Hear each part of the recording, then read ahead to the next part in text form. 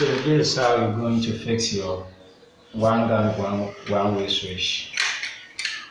This is how it is.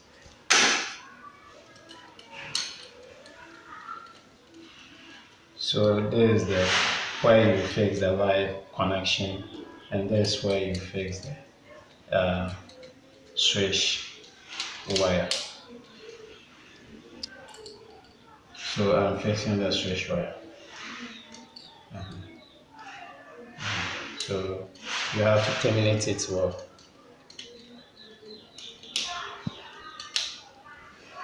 After terminating it, you have to pull it out to see if it's well fixed.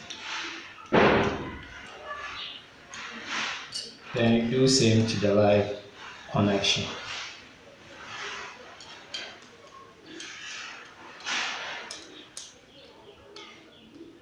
Okay, so after termination, you have to pull it to find out if it's well fixed. That's it.